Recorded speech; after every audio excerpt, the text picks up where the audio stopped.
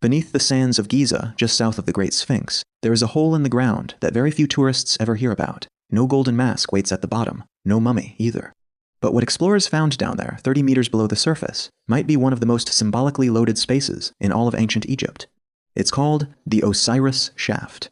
And today, we're going all the way down. Intro 030.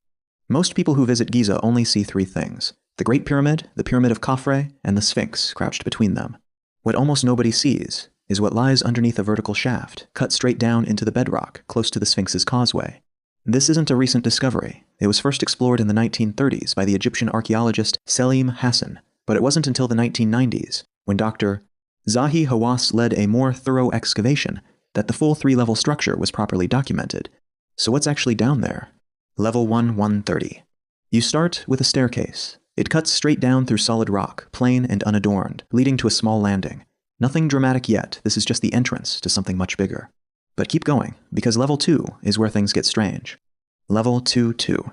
At the second level, you enter a large rectangular chamber, and sitting in the middle of it is something unexpected.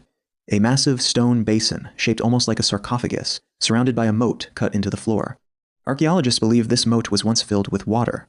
Picture it a stone island floating in a ring of water deep underground, in total darkness, except for torchlight.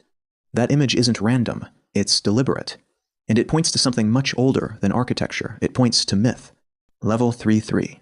Now we go deeper. The third and final level is the one discovered more recently, and it's the most impressive of all. Here, explorers found a colossal granite sarcophagus, resting on a raised pedestal, again encircled by what would have been water. This is 30 meters below the plateau, deeper than most tomb shafts in the entire Giza necropolis, and when they finally opened that granite sarcophagus, it was empty. What was found? 4. No mummy, no golden treasure, no inscriptions naming a pharaoh. Just pottery fragments, some scattered bones, including animal remains and signs that people had entered this space long after it was built, possibly using it for other purposes. So, if it wasn't built to bury a king, what was it for? The Osiris Connection, 445. This is where the shaft gets its name. Most Egyptologists now believe this wasn't a real tomb at all, it was a symbolic one, a recreation of the myth of Osiris. In Egyptian mythology, Osiris was murdered, dismembered, and cast into the Nile. His wife Isis gathered his body and resurrected him just long enough to conceive their son, Horus. Osiris then became the god of the afterlife, ruling over the dead from the underworld. The image of a mound or island surrounded by water was central to this myth. It represented the primeval mound, the place where creation itself began and where Osiris was believed to be reborn. Look at the second and third levels of this shaft again.